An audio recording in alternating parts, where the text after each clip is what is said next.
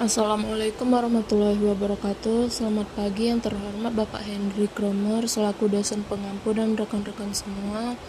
Pertama-tama marilah kita panjatkan puji dan syukur kehadirat Tuhan Yang Maha Esa karena atas rahmat-Nya kita dapat berkumpul di kesempatan ini dalam keadaan sehat. Perkenalkan, nama saya Ayunda Aditama dari kelompok 3 dengan NIM 2423019. Pada kesempatan kali ini saya akan mempresentasikan materi tentang prinsip-prinsip komunikasi.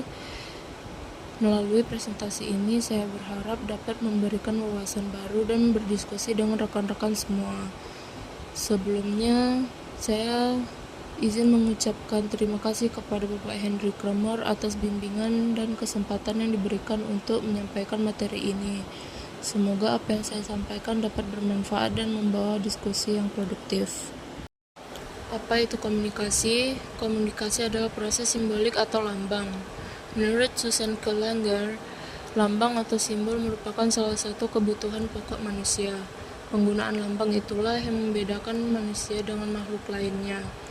Lambang atau simbol adalah sesuatu yang digunakan untuk menunjukkan sesuatu lainnya, berdasarkan kesepakatan sekelompok orang, meliputi pesan verbal atau kata-kata, non-verbal, dan objek yang maknanya disepakati bersama. Yang pertama, komunikasi adalah suatu proses simbolik atau lambang. Lambang adalah salah satu kategori tanda. Hubungan antara tanda dengan objek dapat dipresentasikan oleh ikon dan indeks. Namun ikon dan indeks tidak memerlukan kesepakatan. Ikon adalah suatu bentuk fisik 2 atau 3 dimensi yang menyerupai atau mirip dengan apa yang dipresentasikan. Contohnya patung Soekarno, lambang Soekarno. Indeks merupakan suatu tanda yang secara alamiah mempresentasikan objek lainnya. Istilah lainnya indeks adalah sinyal. Dalam bahasa sehari-hari disebut gejala atau simptom. Misalnya, awan gelap, indeks hujan akan turun, sedangkan asap merupakan indeks adanya api.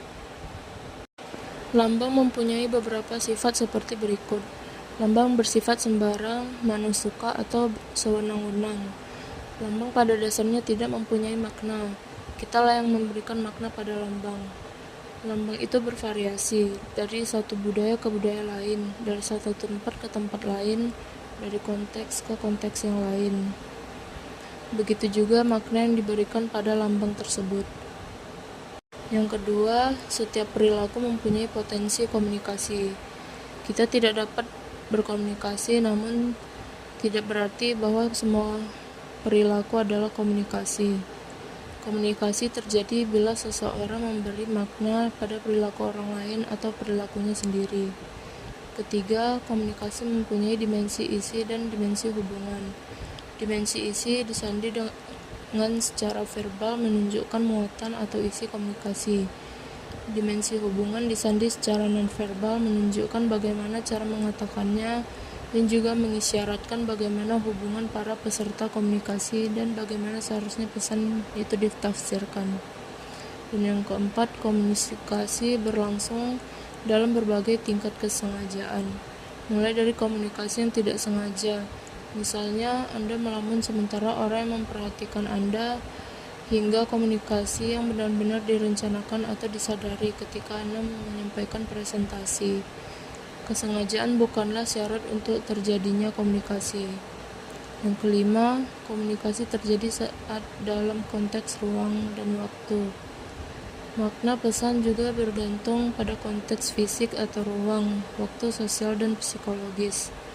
6. Komunikasi melibatkan prediksi peserta komunikasi. Ketika berkomunikasi, kita memperkirakan efek perilaku komunikasi. Komunikasi terikat aturan atau tata krama, artinya orang dapat memilih strategi tertentu berdasarkan bagaimana orang yang menerima pesan akan merespon. Prediksi tidak selalu disadari dan sering berlangsung cepat. Ketujuh, komunikasi bersifat sistematik, seperti individu yang merupakan sistem yang hidup dari organ-organ dalam tubuh yang saling berhubungan. Komunikasi juga menyangkut suatu sistem dari unsur-unsurnya, setidaknya menyangkut sistem internal dan sistem eksternal. Kedelapan, Semakin mirip latar belakang sosial budaya, semakin efektif komunikasi. Maksudnya adalah komunikasi yang efektif adalah komunikasi yang hasilnya sesuai dengan harapan para peserta yang berkomunikasi.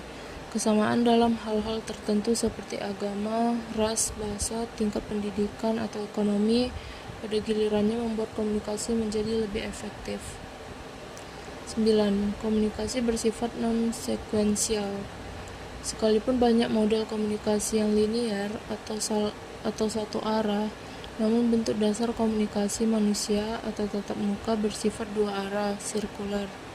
Orang atau peserta komunikasi yang kita anggap sebagai pendengar atau penerima pesan sebenarnya juga menjadi pemberi pesan atau pembicara pada saat yang sama, yaitu lewat perilaku nonverbal. Tanda-tanda komunikasi sirkular. 1. Orang-orang atau peserta yang berkomunikasi dianggap setara pada saat yang sama mengirim dan menerima pesan. Komunikator A dan B bukan hanya sebagai pengirim atau sender dan penerima receiver, sebagai sumber source dan sasaran destination saja atau sejenisnya. Kedua, proses komunikasi berjalan timbal balik. Karenanya model komunikasinya tidak ditandai dengan satu garis lurus saja. 3. Pada kenyataannya seringkali kita tidak membedakan pesan dengan umpan balik, karena pesan bisa sekaligus merupakan umpan balik. Dan keempat, sebenarnya terjadi jauh lebih rumit. Misalnya, komunikasi antar dua orang juga secara simultan, serempak, melibatkan komunikasi dengan diri sendiri, berpikir, sebagai mekanisme untuk menanggapi pihak lain. Yang ke-10, komunikasi bersifat prosesual, dinamis, dan transaksional. Komunikasi merupakan proses yang sinambung, continuous. Dalam proses komunikasi, para peserta komunikasi saling mempengaruhi.